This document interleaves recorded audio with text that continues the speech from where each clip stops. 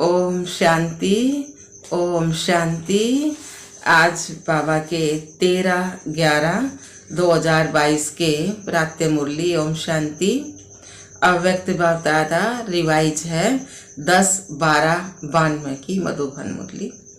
पूर्वज और पूज्य की स्मृति में रहकर सर्व की अलौकिक पालना करो। पूर्वज और पूज्य की स्मृति में रहकर सर्व की अलौकिक पालना करो।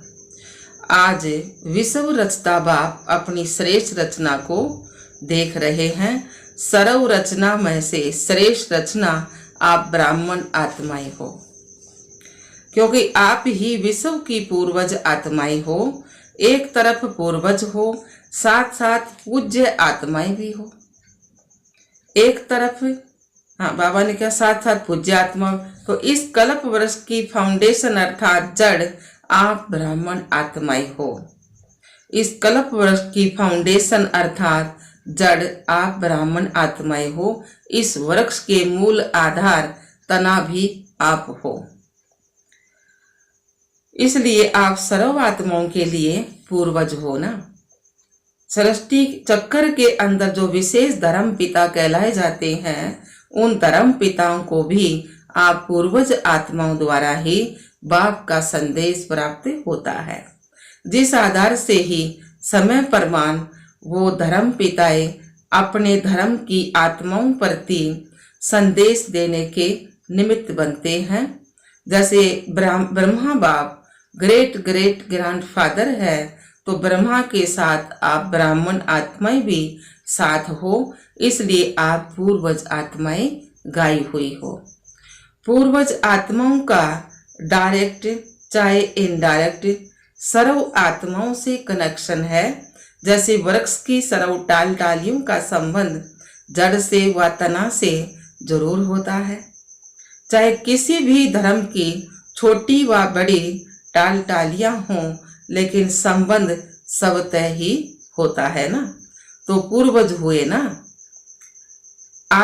आधा कल्प राज्याधिकारी बनने के बाद फिर पूज्य आत्माएं बनते हो ना। पूज्य बनने में भी आप आत्माओं जैसी पूजा और किसी भी धर्म के आत्माओं की नहीं होती है। जैसे आप पूज्य आत्माओं की विधि पूर्वक पूजा होती है, ऐसे कोई धर्म पिता की भी पूजा नहीं होती है। बाबा के कार्य में जो आप ब्राह्मण साथी बनते हो, उन्हों की भी देवता व देवी के रूप में विधि पूर्वक पूजा होती है। और कोई भी धर्म पिता के साथी धर्म की पालना करने वाले आत्माओं की विधि पूर्वक पूजा नहीं होती है। गायन होता है ना, स्टैचू मतलब कि मूर्ति बनाते हैं, लेकिन आप जैसे पूज्य कोई नहीं बनते हैं। आपका गायन भी होता है तो पूजा भी होती है। गायन की विधि भी आप ब्राह्मण आत्माओं की सबसे न्यारी है। जैसे आप देवताओं का गायन बहुत सुंदर रूप से कीर्तन के रूप में होता है ना, आरती के रूप में होता है, ऐसे अन्य आत्माओं का गायन इसी प्रकार से नहीं होता है। ऐसे क्यों होता? क्योंकि आप श्रेष्ठ रचना पूर्वज और पूज्य हो।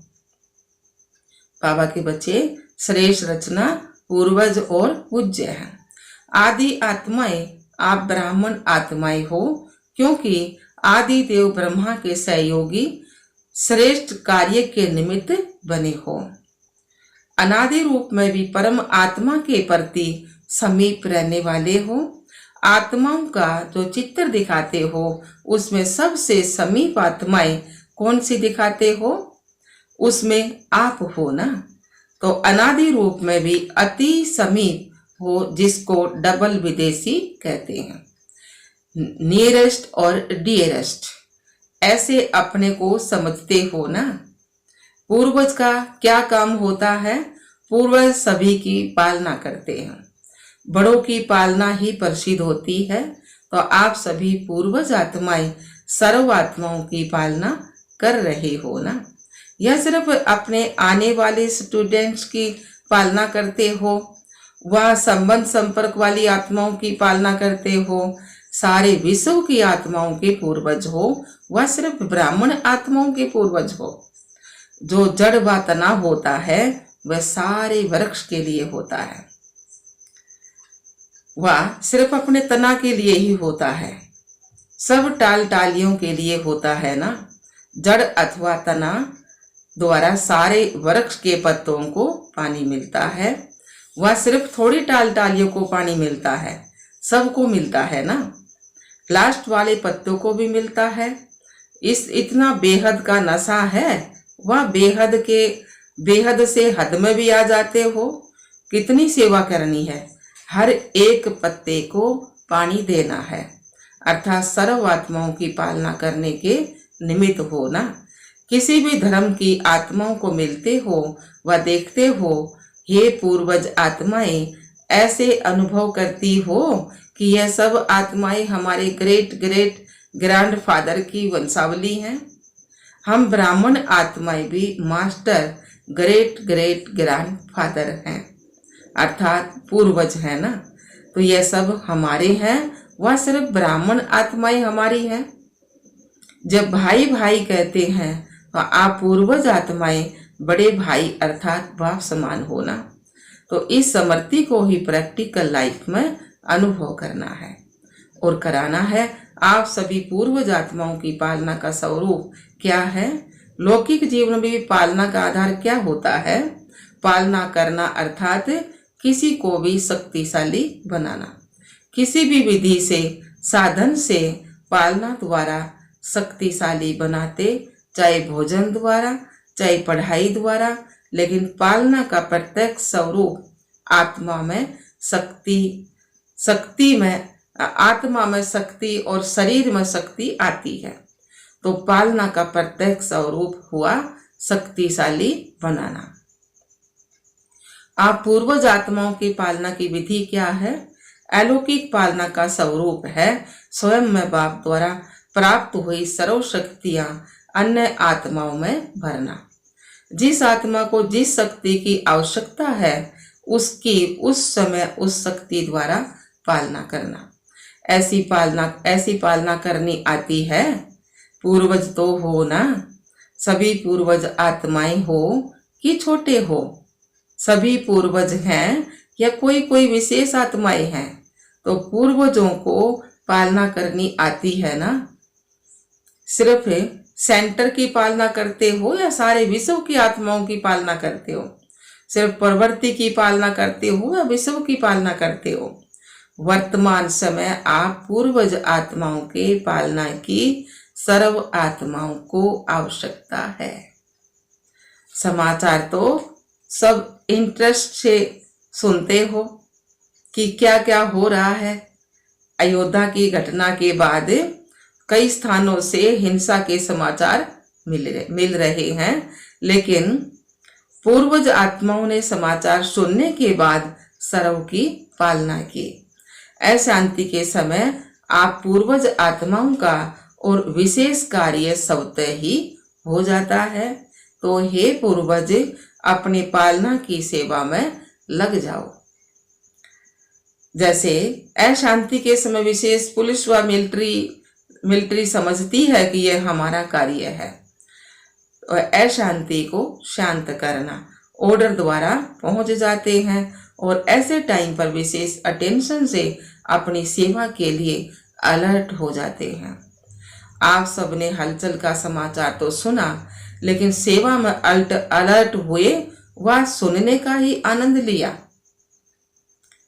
अपना पूर्वजपना समृद्धि में आया, सभी आत्माओं की शांति की शक्ति से पालना की, या यही सोचते रहे यहाँ यह हुआ वहाँ यह हुआ। विशेष आत्माओं की ऐसे समय पर सेवा की अति आवश्यकता है। अपनी वृत्ति द्वारा मनसा शक्ति द्वारा विशेष सेवा की, वह जैसे विधि पूर्वक याद में रहते हो, सेवा करते हो, उसी रीति ही किया। आप रूहानी सोशल वर्कर भी हो, तो रूहानी सोशल वर्कर ने अपनी विशेष एक्स्ट्रा सोशल सेवा की। इतनी अपनी जिम्मेवारी समझी या प्रोग्राम मिलेगा तो करेंगे। ऐसे समय पर सेकंड में अपनी सेवा पर अलर्ट हो जाना चाहिए। यही आप पूर्वज आत्माओं की जिम्मेवारी है। अभी भी विश्व में हलचल है और यह हलचल तो समय प्रति समय बढ़नी ही है। आप आत्माओं का फर्ज है ऐसे समय पर आत्माओं में विशेष शांति की, सहन शक्ति की हिम्मत भरना। लाइट हाउस बन सर्व को शांति की लाइट देना। समझा क्या करना है? अभी अपनी जिम्मेवारी व फर्ज अदाई और तीव्र गति से पालन करो, जिससे आत्माओं को रूहानी शक्ति की राहत मिले। जलते हुए दुख की अग्नि में शीतल जल भरने का अनुभव करो। तो यह फर्ज अदाई कर सकते हो, दूर से भी कर सकते हो या जब सामने आएंगे तब करेंगे। कर तो रहे हो, लेकिन अभी और जैसे हलचल तेज होती जाती है तो आपकी सेवा भी और तेज हो। समझा जी बाबा? पूर्वजों की पालना क्या है? ऐसे नहीं कि पूर्वज हैं लेकिन पालना नहीं कर सकते हैं। पूर्वज का काम ही है पालना द्वारा शक्ति देना। श्रेष्ठ शक्तिशाली स्थिति द्वारा परिस्थिति को पार करने की शक्ति अनुभव कराओ। अच्छा जी बाबा। चारों ओर के सर्व आदि देव ब्रह्मा के मददगार आदि आत्माओं को, सर्व आत्माओं के फाउंडेशन पूर्वज आत्माओं को, सदा सर्व आत्माओं प्रति बेहद सेवा की श्रेष्ठ वृत्ति रखने वाली आत्माओं को, सर्व रूहानी सोशल सेवाधारी आत्माओं को बाप दादा का याद प्यार और नमस्ते। हम रूहानी बच्चों की रूहानी बाप दादा को याद प्यार गुड मॉर्निंग, नमस्ते नमस्ते नमस्ते जी। हम बाबा के बच्चे सदा रहें हंसते और हंसाते। शुक्रिया मीठे बाप दादा, शुक्रिया बाबा। फिर बाबा दादियों से मुलाकात कर रहे हैं। वर्तमान समय अशांत आत्माओं को शांति देना यही सभी का विशेष कार्य है। रहमदिल बाप के बच्चों को सर्व आत्माओं के प्रति रहम आता है ना? रहमदिल क्या करता है? रहम का अर्थ ही है किसी भी प्रकार की हिम्मत देना, निर्बल आत्माओं को बल देना। तो आत्माओं के दुख का संकल्प तो मास्टर सुखदाता आत्माओं के पास पहुंचता ही है। जैसे वहां दुख की लहर है, ऐसे ही विशेष आत्माओं में सेवा की विशेष लहर चला देना है। विशेष लहर चले देना है, कुछ करना है। क्या किया वो हर एक को सेवा का एक्स्ट्रा चार्ट चेक करना चाहिए। जैसे साधारण सेवा चलती है वो तो चलती है, लेकिन वर्तमान समय वायुमंडल द्वारा वर्ती द्वारा सेवा का विशेष अटेंशन रखो। इसी से सब की स्थिति भी सबतः ही शक्तिशाली हो जाएगी। ऐसी लहर फैलाई है। विश्व के राजे बनते हो तो सर्व आत्माओं के प्रति लहर होनी है ना। वंचित कोई आत्मा रह ना जाए, चाहे अन्य धर्म की आत्माएं हों, लेकिन है तो अपनी वंशावली। चाहे कोई भी धर्म की आत्माएं हैं, लेकिन जड़ तो एक ही है। यह लहर है नहीं है। Attention please. फिर अव्यक्त बागदा की पर्सनल मुलाकात। व्यर्थ के प्रभाव में आने वाले नहीं, अपना श्रेष्ठ प्रभाव डालने वाले बनो। सदा अपने को पुरुषार्थ में आगे बढ़ने वाली आत्मा हूं ऐसे अनुभव करते हो। पुरुषार्थ में कभी ठहरती कला, कभी उतरती कला, ऐसे नहीं होना चाहिए। कभी बहुत अच्छा, कभी थोड़ा अच्छा, ऐसा नहीं। सदा बहुत अच्छा, क्योंकि समय कम है और संपूर्ण बनने की मंजिल श्रेष्ठ है। तो अपने भी पुरुषार्थ की गति तीव्र करनी पड़े। पुरुषार्थ की तीव्र गति की निशानी है वह सदा डबल लाइट होगा, किसी भी प्रकार का बोझ अनुभव नहीं करेगा। चाहे प्रकृति द्वारा, चाहे परिस्थिति द्वारा, चाहे व्यक्तियों द्वारा कोई परिस्थिति आए, लेकिन हर परिस्थिति सब स्थिति के आगे कुछ भी अनुभव नहीं होगी। सब स्थिति की शक्ति परिस्थिति से बहुत ऊंची है। क्यों? यह सब है और वह पर है। अपनी शक्ति भूल जाते हो तब ही परिस्थिति बड़ी लगती है ना। सदा डबल लाइट का अर्थ है ही कि लाइट अर्थात ऊंचे रहने वाले, हल्का सदा ऊंचा जाता है ना, बोझ वाला सदा नीचे जाता है। तो आधा कल्प तो नीचे ही आते रहे ना, लेकिन अभी समय है ऊंचा जाने का। तो क्या करना है? सदा ऊपर। तो शरीर में भी देखो तो आत्मा का निवास स्थान कहाँ है? ऊपर है ना।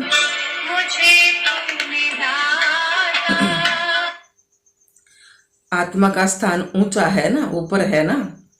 तो पांव में तो नहीं है ना। जैसे शरीर में आत्मा का स्थान ऊंचा है, ऐसे स्थिति भी सदा ऊंची रहे। ब्राह्मण की निशानी भी ऊंची चोटी दिखाते हैं ना। चोटी का अर्थ है ऊंचा, तो स्थूल निशानी इसलिए दिखाई है कि स्थिति ऊंची है। शूद्र को फिर नीचे दिखाते हैं, तो ब्राह्मण को ऊंचा दिखाते हैं। तो ब्राह्मणों का स्थान और स्थिति दोनों ऊंची। अगर स्थान की याद होगी तो स्थिति भी स्वतः ऊंची हो जाएगी ना। तो ब्राह्मणों की दृष्टि भी सदा ऊपर रहती है, क्योंकि आत्मा आत्माओं को देखती है। आत्मा ऊपर है तो दृष्टि भी ऊपर जाएगी। कभी भी किससे मिलते हो या बात करते हो तो आत्मा को देखकर बात करते हो, आत्मा से बात करते हो, आपकी दृष्टि आत्मा की तरफ जाती है ना। आत्मा मस्तक में है ना, तो ऊंची स्थिति में स्थित रहना सहज है। जब ऐसी स्थिति हो जाती है तो नीचे की बातों से, नीचे के वायुमंडल से सदा ही दूर रहेंगे और उसके प्रभाव में नहीं आएंगे। अच्छा प्रभाव पड़ता है या खराब भी पड़ जाता है। अगर प्रवृत्ति में खराब वायुमंडल हो फिर क्या करते हो? प्रभावित होते हैं ना। खराब को अच्छा बनाने वाले हो या प्रभाव माने वाले हो। क्योंकि माया भी देखती है ना कि अच्छा उंगली तो पकड़ ली है, उंगली के बाद फिर हाथ पकड़ेगी, हाथ के बाद फिर पांव पकड़ लेगी, इसलिए प्रभाव में नहीं आना।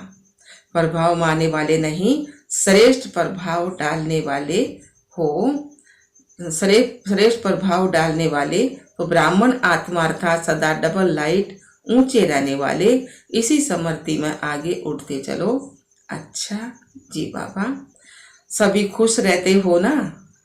दुख की लहर तो नहीं आती है, क्योंकि जो दुख धाम छोड़ चले उनके पास दुख की लहर कैसे आ सकती है। संगम पर दुख धाम और सुख धाम दोनों का ज्ञान है ना। तो दोनों के नॉलेजफुल शक्तिशाली आत्माएं हैं, गलती से भी दुख धाम में नहीं जा सकते। सदा खुश रहने वालों के पास दुख की लहर कभी नहीं आ सकती। अच्छा जी बाबा, सेवा और सौ उन्नति दोनों का बैलेंस रखो। ऐसे नहीं सेवा में मस्त हो गए तो सौ उन्नति भूल गए। सेवा का शौक ज्यादा है, लेकिन दोनों का बैलेंस रखना है, समझा। अच्छे चल रहे हैं, लेकिन सिर्फ अच्छे तक नहीं रहना, अच्छे से अच्छे बनना है। वरदान दिया बाबा ने, अपने जीवन को हीरे समान वैल्यूबल बनाने वाले समृद्धि और विसमृद्धि के चक्कर से मुक्त भाव। अपने जीवन को हीरे समान वैल्यूबल बनाने वाले समृद्धि और विसमृद्धि के चक्कर से मुक्त भाव। यह संगम युग समृद्धि का युग है। ये संगम युग जो है ना, ये समृद्धि का युग है। कलयुग विसमृद्धि का युग है। अगर अपने श्रेष्ठ भाग्य की सदा याद है तो हीरे समान वैल्यूबल हो, और अगर विसमृद्धि है तो पत्थर हो। यह समृद्धि और विसमृद्धि का खेल है। संगम युग के रहवासी कभी कलयुग में चक्कर लगाने नहीं जा सकते। अगर थोड़ा भी बुद्धि गई तो चक्कर में फंस जाएंगे। क्योंकि कलयुग में बहुत रौनक है, लेकिन वह रौनक धोखा देने वाली है। स्लोगन आया बाबा का, अपनी कर्मेंद्रियों को ला और ऑर्डर पर मान चलाने वाले ही सच्चे राजयोगी हैं। अपनी कर्मेंद्रियों को ला और ऑर्डर पर मान चलाने वाले ही सच्चे राजयोगी हैं। अच्छा, ओम शांति, ओम शांति।